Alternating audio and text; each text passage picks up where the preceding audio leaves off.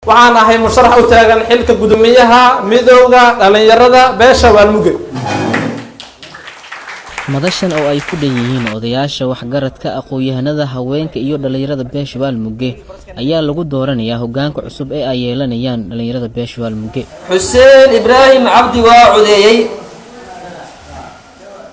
Cabdullaahi Maxamed Ibraahim iyo Maxamuud Cabdisalaam Maxamuud ayaa u tartamaya qabashada xilka gudoominimo ee dhalinyarada beesha Waalmuge. Khadiijo waa codeysay.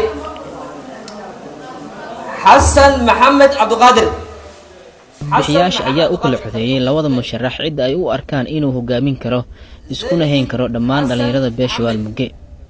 tirinta codadka kadib waxaa xilka ku guuleystay Maxamuud Cabdisalaam Maxamuud inuu noqdo gudoomiyaha dhalinyarada ee beesha Waalmuge sida uu ku dhawaaqayo Ustaad Cabdinaasir Cabdi Aadan oo ka mid ah guddiga qabanqaabada doorashada. balandaawan waa ku qasayaa waraaqadihii qofka ugu horeeya. بسم الله الرحمن الرحيم. قفك هريا ومحمود عبد السلام محمود. soddon iyo sagaal qof ayaa codeysay. 20 waxay u codeysay Maxamuud Cabdisalaam Maxamuud. 14 qofna waxay u codeysay Cabdullaahi Ibraahim Maxamed. isku dar waa 34 qof. 5 codna waa naga halaaway.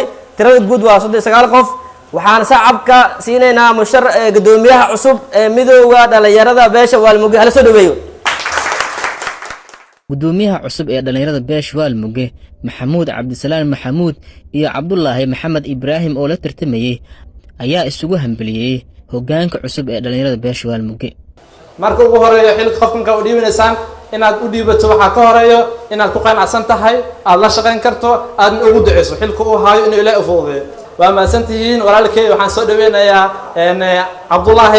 Cabdullaahi soo dhawow ku leeyahay waxaan rajeynayaa in la shaqeyso. anagna garabkaan taagnahay marwalban inaan kula shaqeyno diyaar u nahay. labada qof sidoo hal qof la haraa labada qof misla guuleystamina insha Allah waxaan leeyahay marka garabkaan taaganahay marwalban inaan kula shaqeyno diyaar u ahay.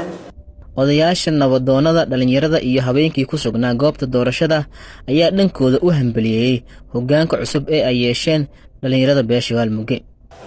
waxaan idin dardaarmayaa Allah ka cabsi. waxaan idin dardaarmayaa waa Allah ka cabsi.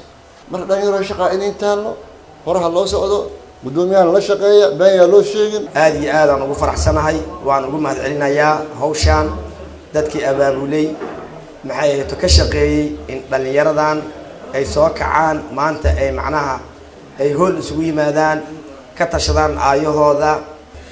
soo kale waxaan u hambalyeynaa maanta wiilka yar oo dhalinyarta oo loo doortay gudoominimada waxaan soo dhaweynaynaa. soo kale insha Allah waxaan balqaadeynaa in la shaqeyn doono. ugu dambeyn musharaxa beesha Waalmuge ku matali doona aqalka sare ee baarlamaanka Soomaaliya injineer Nuur Cismaan Ibraahim ayaa u hambaliyay hoggaanka cusub ee ay doorteen dhalinyarada beesha Waalmuge. waxa uuna kula dardaarmay in hoggaanka cusub oo la yimaado waxqabad muuqda. maanta waxaa dhalatay guul waxay u dhalatay beesha Waalmuge u dhalatay gudoomiyaha la doortay ma sha Allah waa nin mutacallim ah waa nin dhalinyaro wax bartay hala la shaqeeyo waa la shaqeynayna anagana. halkan ayaa goordhow lagu doortay hoggaanka cusub ee ay yeelanayaan guud ahaan dhalinyarada beesha Waalmuge waxaana hoggaankan cusub looga fadhiyaa oo ay dhalinyarada ka sugayaan inuu la yimaado waxqabad sidoo kalena isku hayo guud ahaan dhalinyarada beesha. Cumar Buulan News Muqdisho.